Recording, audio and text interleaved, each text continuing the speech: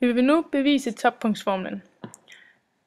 Det hedder således h, k er lig i parentes minus b over 2a, minus d over 4a, som også er et punkt, som kan ses på grafen. Forskriften hedder f af x er lig ax i anden plus bx er lig c.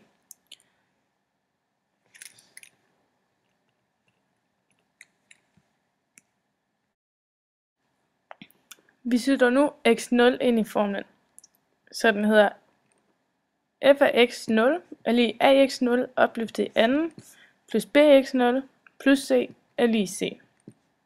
Da c nu står på begge sider af lighedstegnet, kan vi fjerne det.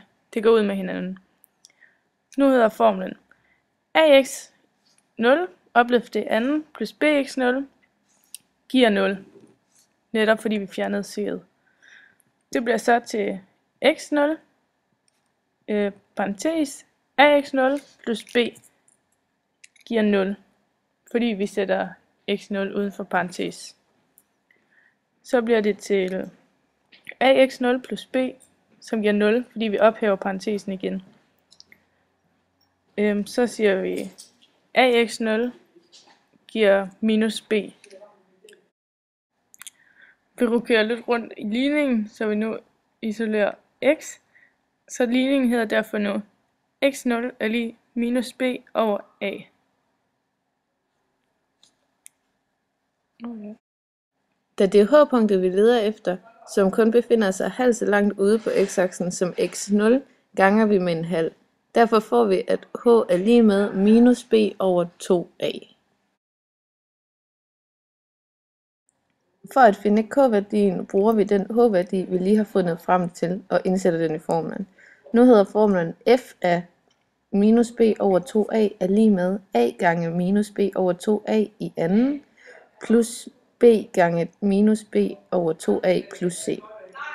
Så ophører vi parentesen og ganger med b.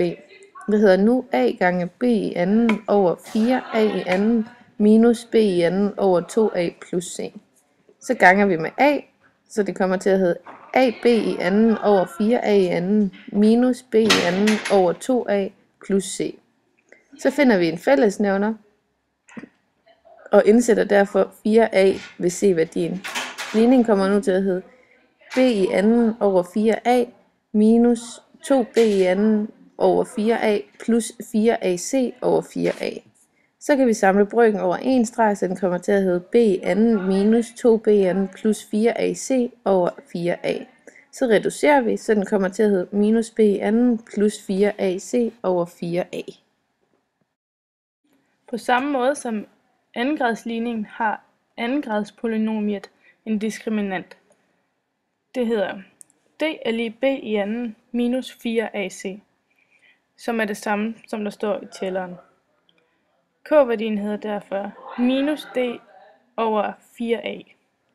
Dermed har vi bevist, at punktet HK er det samme som minus b over 2a, minus d over 4a.